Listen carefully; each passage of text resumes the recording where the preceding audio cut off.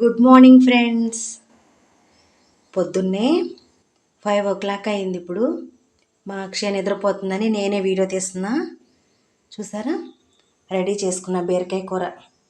బీరకాయలు కట్ చేసుకున్న, ఉల్లిపాయ పచ్చిమిరపకాయ, తిరగమాతకి కొంచెం నూనె. పొయ్యి వెలిగించేసాను. నేను ఒక్కదాన్ని వెలిగించడం చేత కాదని వీడియోకి కొంచెం చెప్పానుగా, ఒక పెద్ద స్పూన్ లాగా, టీ స్పూన్ అంత ఆయిల్ అంతే. కొంచెం తిరగమాత గింజలు, ఆవాలు వేస్తే చెప్పానుగా, మా అమ్మాయి కింద ఆవాలు వేస్తే. దీనిలో కట్ చేసిన ఉల్లిపాయ పచ్చిమిరపకాయ,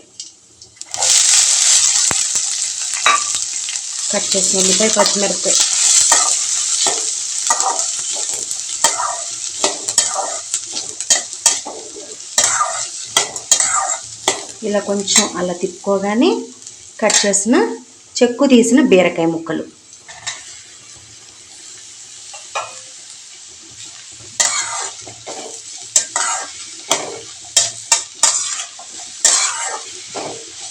చెక్కు తీసిన బీరకాయ ముక్కలు కూడా వేసేసాను కదా. అది వేగుతూ ఉంటుంది. బీరకాయలో నీరు ఉంటుంది కదా, అది చక్కగా వేగుతుంది. దానిపైన మనం చిన్నగా ఒక మూత పెట్టేసామంటే దాని పని అది చేసుకుంటుంది, సిమ్లో పెడితే. అంతేనా?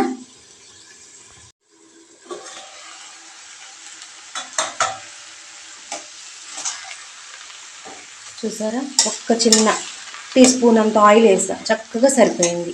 అన్నట్టు ఇందాక మర్చిపోయాను, కరివేపాకు వేయటం మర్చిపోయా. ఏం కాదు, తర్వాత వేసుకోవచ్చు. కరివేపాకు వేసాను. ఒక 2 నిమిషాలు అలా వేగింది కదా. ఇప్పుడు ఆ కూర, దీనిలో సరిపడా ఉప్పు వేసాను. ఉప్పు తగ్గించే వేస్తున్నా. ఎందుకో చెప్పనా, లాస్ట్ టైం ఒక షార్ట్లో చెప్పాను, టిప్ గుర్తుందా మీకు? ఉప్పు తగ్గించి తింటే వెయిట్ లాస్ అవుతారని డాక్టర్ చెప్పారు. నేను ఎక్కువ వెయిట్ ఉన్నాను, వెయిట్ తగ్గటం వల్ల మోకాలు నొప్పులు తగ్గుతాయని డాక్టర్ చెప్పారనమాట. అందుకని ఉప్పు తగ్గించి తింటున్నాం.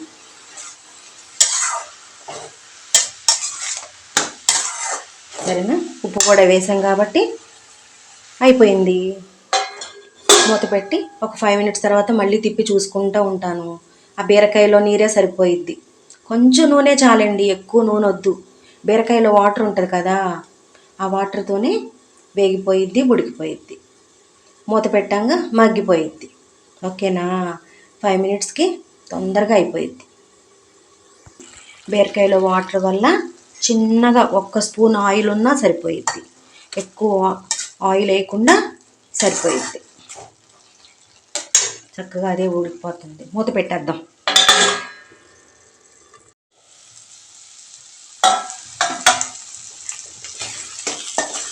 చూసారా, 5కి వేసాను కూర, 5:20 అవుతుంది, 5:17 అలా అయింది టైము. చక్కగా అయిపోయింది. చూసారా, ఇంకెందుకంటే వేయించనండి నేను, కొంచెం అంటే కొంచెం.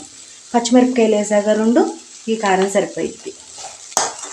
దీన్ని ఒక 4 నిమిషాలు అలా తిప్పిన తర్వాత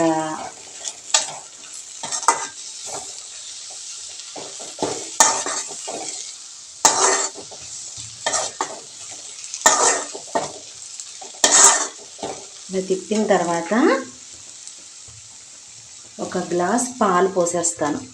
పాలు లేనిదే మా ఇంట్లో గడవదు తెలుసా. బీరకాయ ఒకటి, దోసకాయ ఒకటి, ములక్కాయ ఒకటి ఇలా వేసిన తర్వాత కొంచెం ఇలా అనేసి ఏమన్నా అలా పెట్టేస్తాం మూత.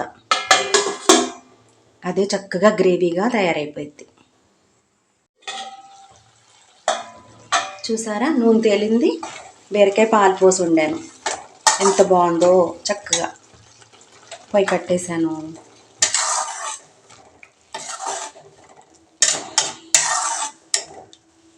బీరకాయ కూర రెడీ అయిపోయింది.